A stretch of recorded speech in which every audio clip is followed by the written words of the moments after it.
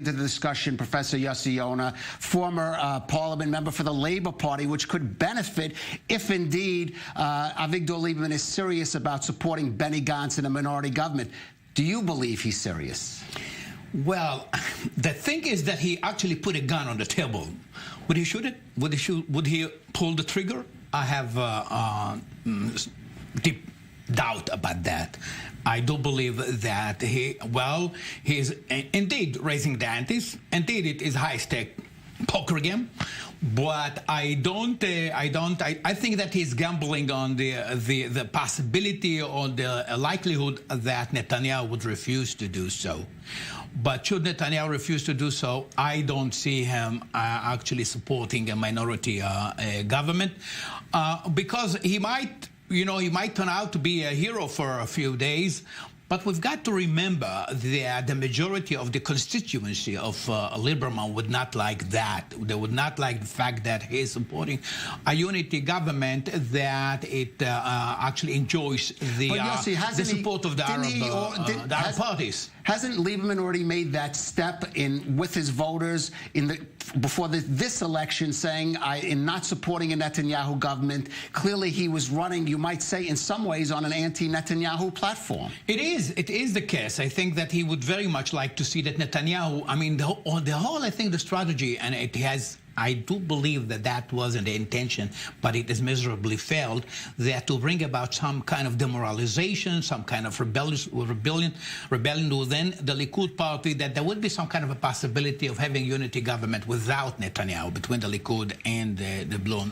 right party. That doesn't prevail. That doesn't happen, and we are actually stuck in the middle. So I think that at the end of the day, Lieberman is playing very, very wisely. I mean, with the cards that it is holding in his hands, which means that it would support him towards the third elections that we're going to hold. I do believe that that would be the end of the day. This is what we're going to have, another elections and 3-4 months. I'm betting my credibility on that, but I still believe that that's what's going to happen. I don't see that because you see, Netanyahu would have hard problem, sort of betraying the right-wing parties should he accept the condition of this is very, very obvious. Netanyahu does not have a choice, doesn't have a possibility of betraying his partners to the right wing, let's call it this way, to the bloc. Why is that? Explain why he doesn't have that Because, when you're in politics, of course, people usually break their promises.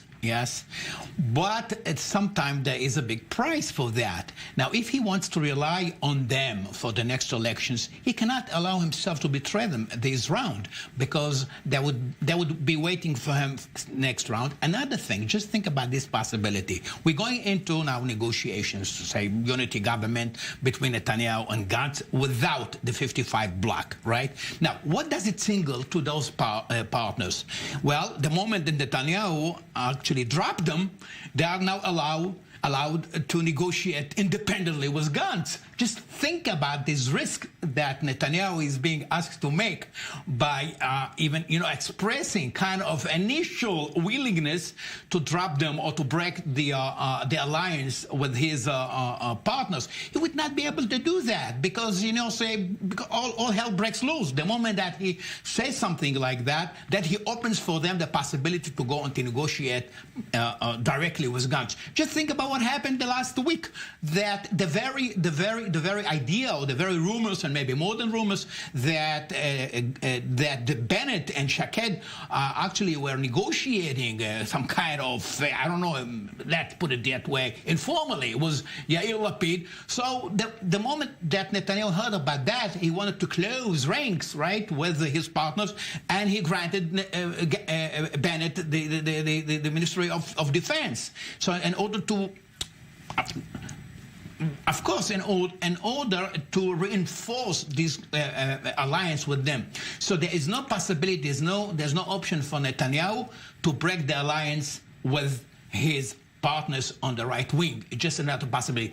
This is why, as you were suggesting before, then what would happen following that? At the moment Netanyahu does not accept that, does not accept the condition put before him by Lieberman, saying, well, I'm not able to do that. and Lieberman, this is what we're talking about it before, would Lieberman indeed now opt for the other option of saying, okay, and under such condition, I'm supporting a unit, a minority government headed by Gantz, and I would provide them tacit support. So, and this is what I said before, that I don't see how he would be able to do this either. So we are stuck in this interesting game. We are certainly. Yossi Yonah, still former lawmaker from the Labor Party. And Yossi, what did you think of the president's speech, essentially also saying, perhaps time to stop playing the victim card and to use the Rabin murder as to gain political advantage for either the right or left?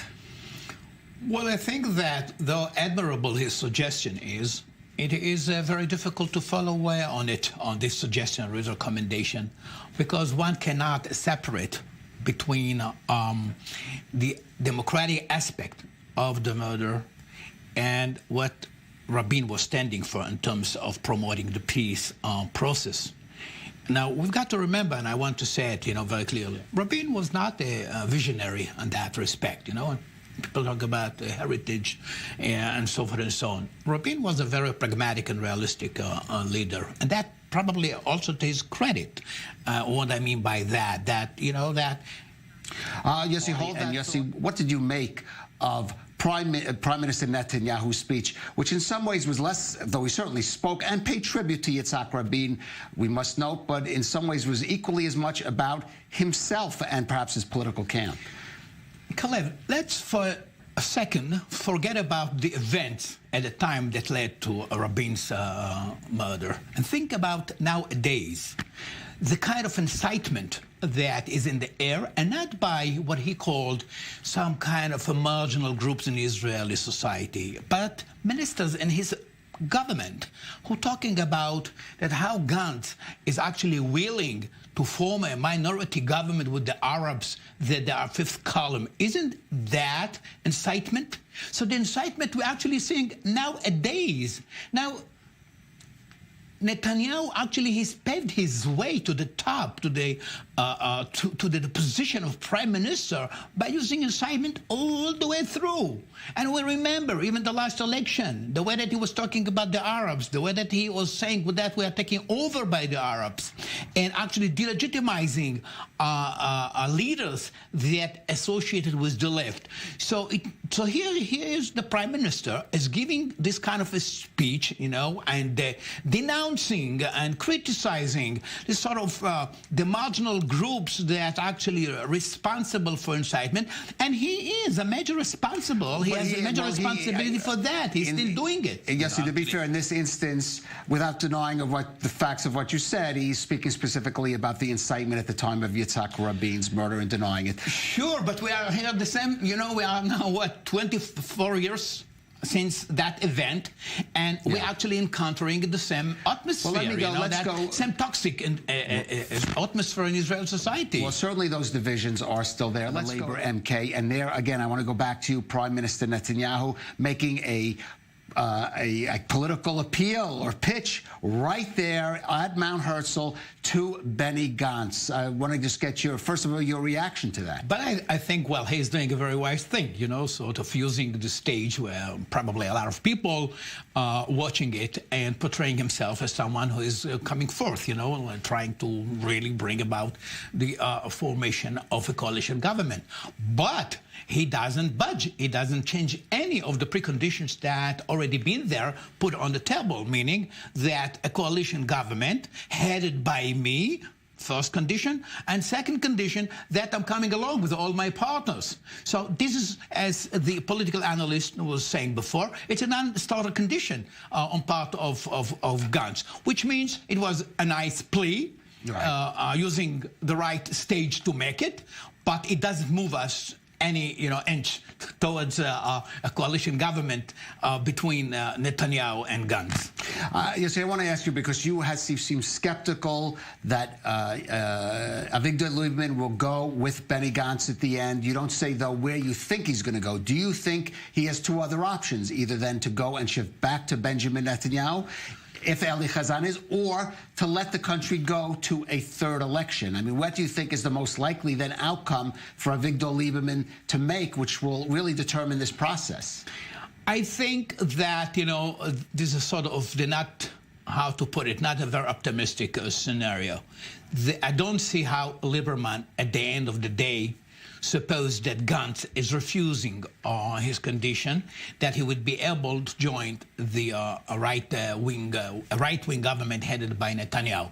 Suppose that there would be some kind of force majeure, Kalev, some kind of flare-up in the borders with Gaza or things like that. Because in order to make this concession for Lieberman, right, to renege on his original condition and to join a right-wing government headed by Netanyahu, you've got to give him something, how to put it, to climb down from the high tree that he's climbed up on. Exactly. So that would be only some kind of... Well, since you mentioned that, and there were many other options, the threat from Iran, for example, could be... But what about another possibility that within the next 10 days, or maybe on the 10th day even, there will be an indictment issued by the Prime Minister? Well, what impact would that have on Lieberman's Not strategy? Indictment, but pressing charges. But pressing charges, yeah. yes. Well, if that would be a game changer, because that might lead to some kind of rebellion within the Likud party,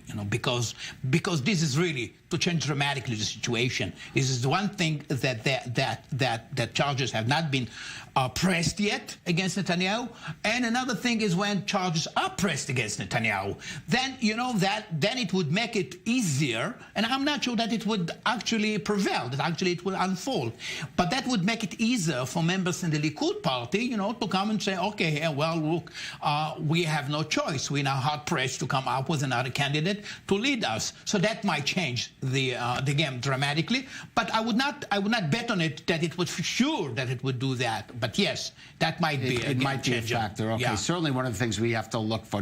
Yossi, stay with us because we do have another story today, and one that does relate to Yitzhak Rabin, because of course part of his legacy was that peace deal between Israel and Jordan, and a part of that peace deal, Yossi, because we're not talking about a huge amount of a piece of land here, but perhaps this is a warning sign that Israel-Jordan peace agreement that Yitzhak Rabin made could be perhaps in a bit of trouble.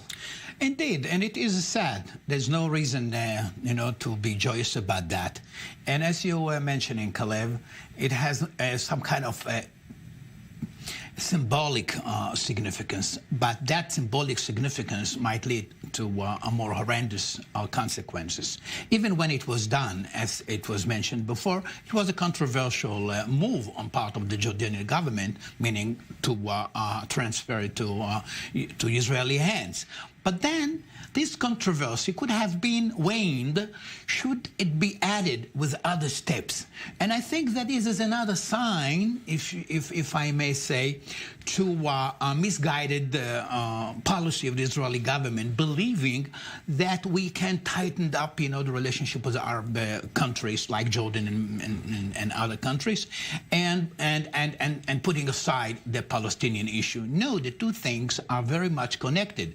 So they were very willing of the Jordanians at the time, signing the peace treaty with Yitzhak Rabin, is that it would lead to some kind of culmination and to some kind of agreement with the Palestinians. So the moment that we have this deadlock and the suspicions and the bad feelings and its bad sentiments in the Jordanian streets, the king could not continue on with that. So I think it is indeed a warning, if you wish, a warning sign for us, for Israel at large, and it is again indicative of the failure of the Netanyahu's policies vis-a-vis. Certainly, it's a disturbing juxtaposition between this and the Rabin Memorial today. Yossi Yonah, thank you for joining.